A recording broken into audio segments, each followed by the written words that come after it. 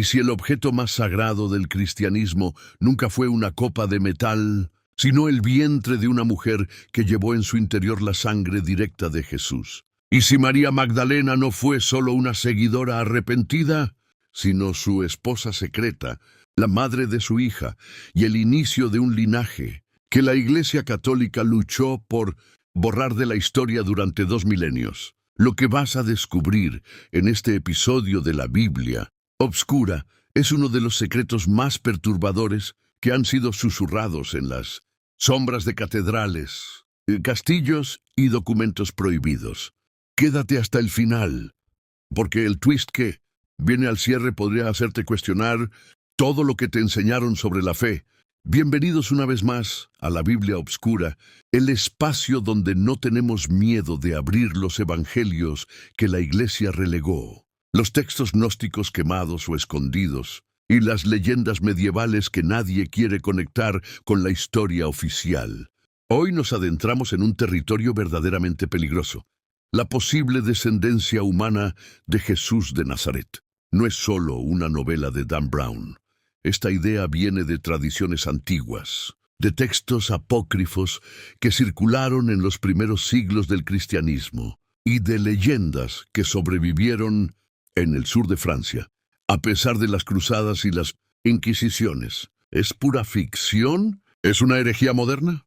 ¿O hay un núcleo de verdad tan incómodo que tuvo que ser suprimido para mantener el dogma intacto? Vamos a desenterrarlo capa por capa.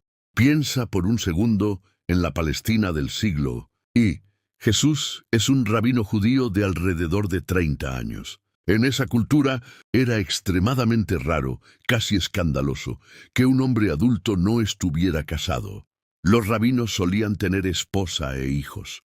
Era parte de la vida normal, de la ley mosaica incluso. María Magdalena aparece en los evangelios canónicos más veces que cualquier otra mujer, excepto la madre de Jesús.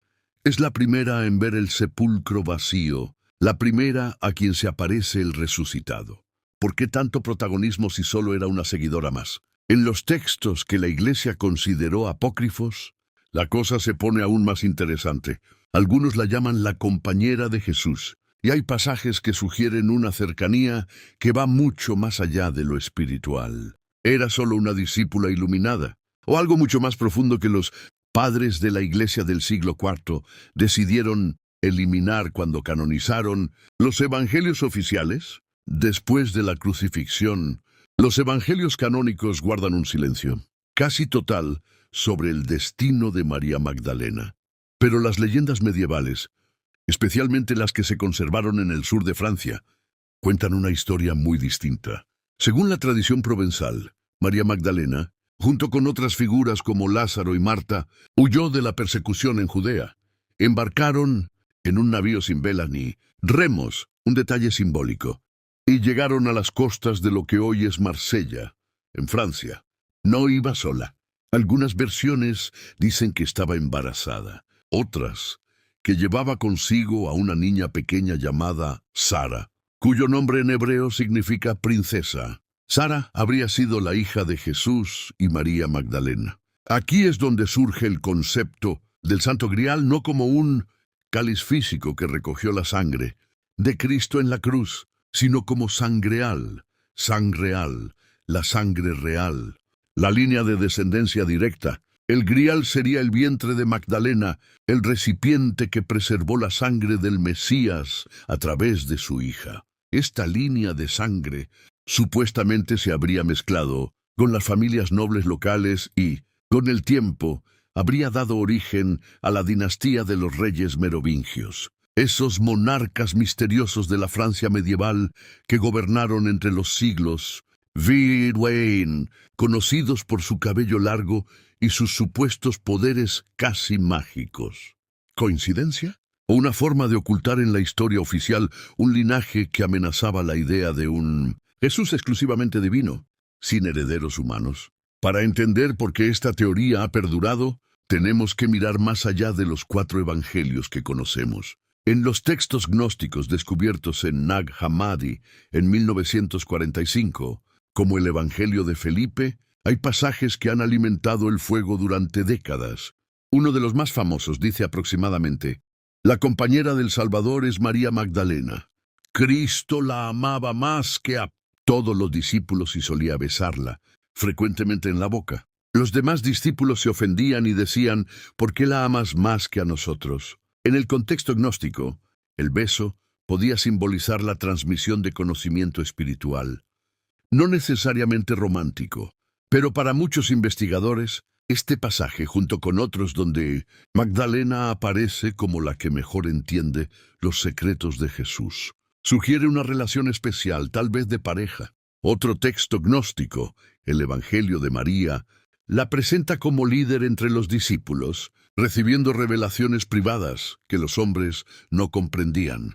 ¿Por qué estos textos fueron rechazados y casi destruidos en los primeros concilios? La iglesia primitiva estaba consolidando un dogma central: Jesús como Dios encarnado, Hijo único, sin descendencia terrenal que pudiera complicar la sucesión apostólica o la autoridad de los obispos. Si Jesús tuvo esposa e hijos, se volvía más humano, y eso podía debilitar el control doctrinal.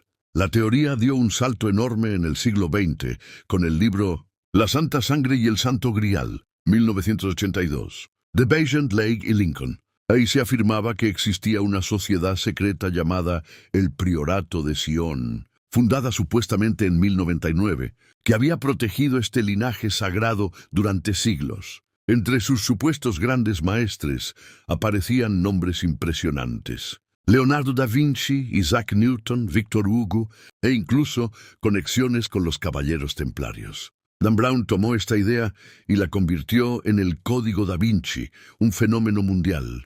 Pero aquí viene la parte más oscura y decepcionante. Años después se demostró que muchos de esos dossiers secrets depositados en la Biblioteca Nacional de Francia fueron fabricados en los años 50 y 60 por un hombre llamado Pierre Plantard, un excéntrico de ultraderecha que quería reivindicar su propio supuesto linaje merovingio. El priorato real de 1956 que él fundó nada tenían que ver con la versión milenaria. ¿Significa eso que toda la teoría es un fraude moderno?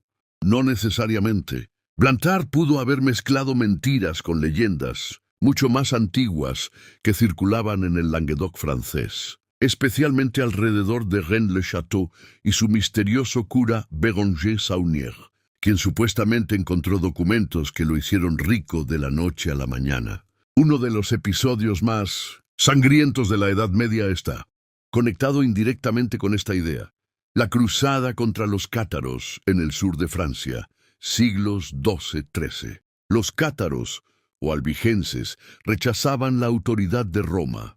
Practicaban una espiritualidad dualista y, según algunas crónicas, veneraban un principio femenino sagrado.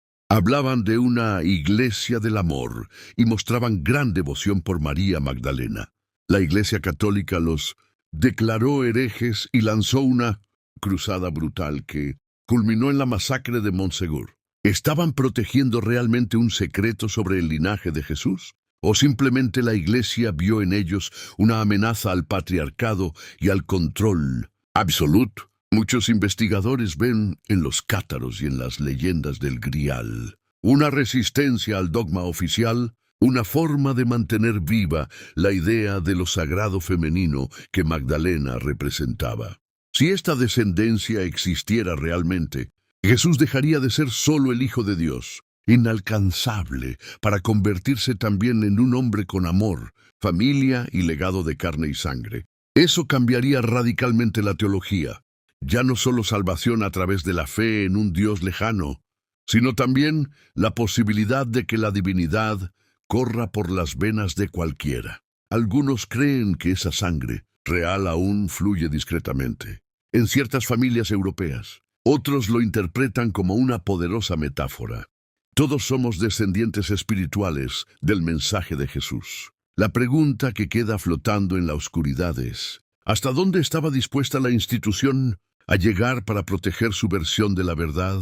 En la Biblia Obscura exploramos estos enigmas sin dogmas, solo con curiosidad y respeto por la historia en todas sus sombras. No afirmamos que Jesús y María Magdalena tuvieran una hija llamada Sara ni que su linaje sobreviva hoy. Pero tampoco podemos ignorar las leyendas, los textos suprimidos y las persecuciones que generaron. El verdadero Santo Grial podría no estar escondido en una cueva o catedral, sino en las preguntas que aún nadie ha respondido del todo. Si este viaje por la oscuridad te dejó con más dudas que certezas, haz esto ahora.